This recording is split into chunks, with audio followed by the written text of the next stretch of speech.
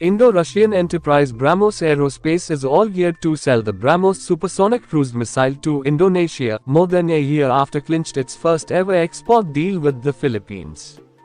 To expand its footprint in Southeast Asia, the India-based Brahmos Aerospace plans to finalize a deal this year to sell Indonesia supersonic cruise missiles for at least $200 million, the company's chief executive told the media. As part of the ambitious drive by Indian Prime Minister Narendra Modi to triple defense exports, Brahmos, a joint venture between India and Russia, sold $375 million worth of shore-based anti-ship missiles to the Philippines last year. Media reports previously indicated that the Brahmos supersonic missile alone has the potential to reach $3 billion by 2026, even as Modi has set a lofty objective of $5 billion for India's defense exports to be attained by 2024-2025 from the present $1.5 billion. Brahmos Corporation is prepared to lead India's export push. Many nations, particularly those in Southeast Asia and the Middle East, have expressed a keen interest in purchasing the made-in-India missiles designed and developed in collaboration with Russia. Indonesia has thus emerged as a potential customer.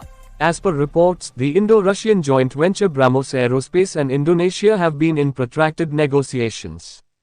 However, no specifics regarding the scope or timetable of a potential agreement have been made public. Brahmos Aerospace CEO Atul D. Rane told Reuters that the company has proposed to supply shore-based missiles and a variant that can be mounted aboard warships as part of a deal worth $200 million to $350 million with Jakarta. "I have a team right now in Jakarta," Rane told in an interview, adding that a deal could be in place within the year. "The defense forces of Indonesia are extremely interested."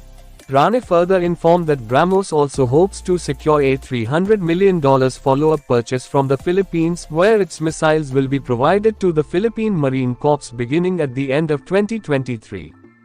Earlier, it was reported that a batch of 21 Philippines Marines completed hands-on training focused on operating and maintaining the newly purchased Brahmos anti-ship supersonic cruise missile in February 2023. Manila has already carried out a provisional activation of the Philippine Marine Corps PMC shore-based anti-ship missile SBASM battalion. According to information from the defense intelligence firm JANS, Indonesia and the Philippines have increased their spending on acquiring weapons and other military hardware due to a growing Chinese maritime presence in the South China Sea and some adjacent areas. Indonesia is expected to buy the ship-borne cruise missile variant for its warships. A team from the Indo-Russian joint venture, Brahmos Aerospace Private Limited (BAPL), has already visited Indonesia's shipyard to study the possibility of fitting the missile. On its part, Indonesia is preparing itself militarily for any eventuality in and around Natuna, suspecting that China is exploring opportunities to seize effective control of the islands.